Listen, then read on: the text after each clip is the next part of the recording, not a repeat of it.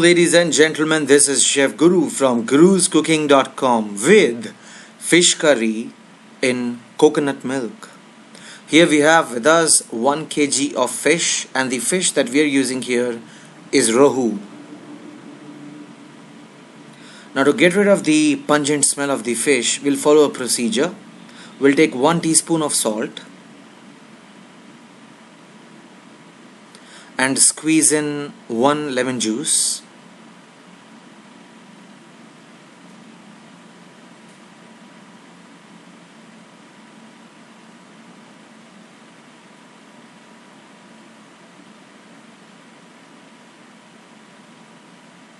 And gently scrub all these juices on top of every piece of fish. And once we have done that, we'll keep this bowl of fish aside for around 10 minutes. After 10 minutes, all the pungent smell of your fish will be eradicated. It's been 10 minutes now. Let's wash the fish. Submerge the fish in clean water.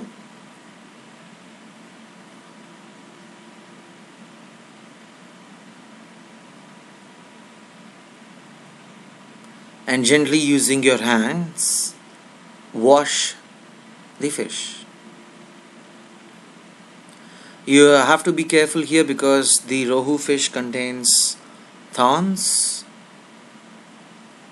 And the water, what do we do with this? We'll drain the water and discard the water, secure the fish. We'll use the fish in a short while. So I have drained the water. Here is the fresh fish, no smell.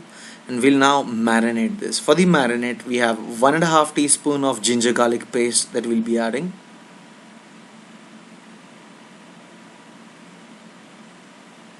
And just one more ingredient here, 1/2 teaspoon of turmeric powder. That is nothing but haldi.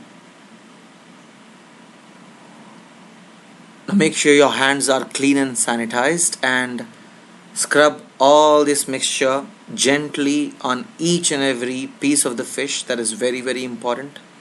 This may take you around 3 to 4 minutes, but the time is worth. Once you have done that, we'll leave this fish to marinate for around 15 minutes.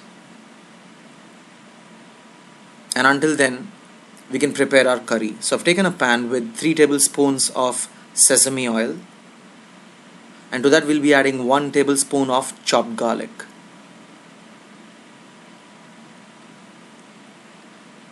Most of the people also prefer mustard oil to sesame oil. Down south they also prefer coconut oil, so it depends on your choice. I had sesame oil, so I'm using that. We are cooking at a medium to high flame now, and we'll add around 3/4 cup of chopped onions. And we'll saute this until the onions turn translucent and almost brown. This would take us approximately around 2 to 3 minutes to the maximum.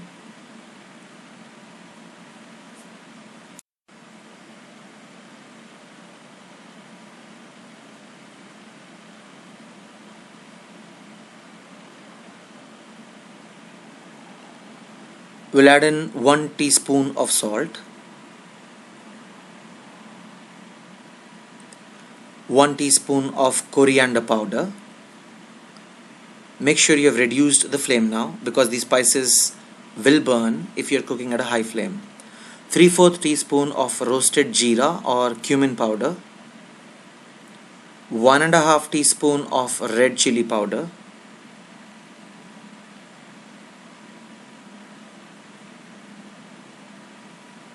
and we'll saute this together along with the onions for another minute.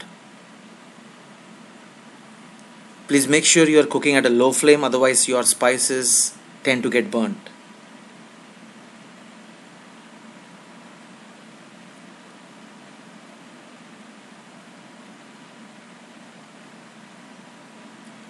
It's been a minute now. Let's add the most important ingredient, coconut milk.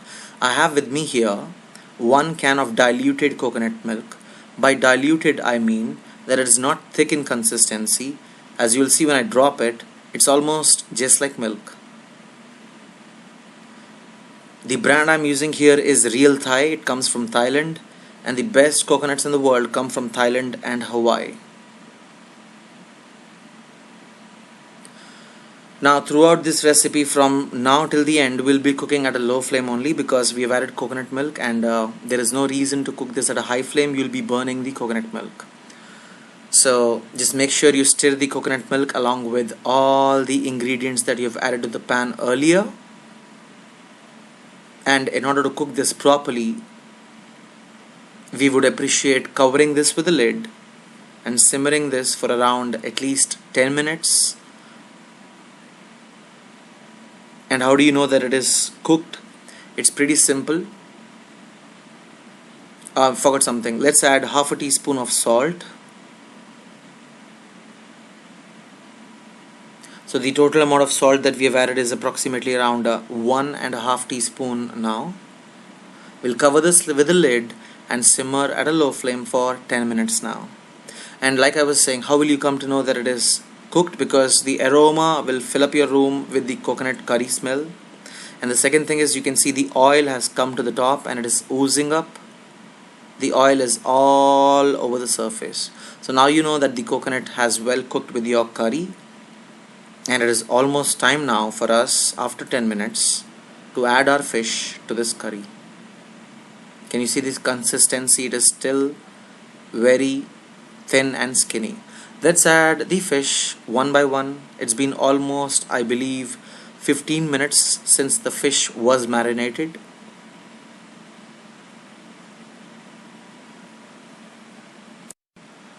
Once you've added the pieces of the fish, we'll cover this with the lid and cook this for around 15 minutes at a very low flame. Now if you have observed carefully, the onions that you have added will add to the sweet taste. The coconut milk that you added is sweet, and in this curry there is nothing which complements the taste of the sweetness, which is sour. No tomatoes even. So it is very important you add tamarind juice in the end. Unfortunately, the video for the tamarind juice that I added was not recorded for some reason, so my apologies there.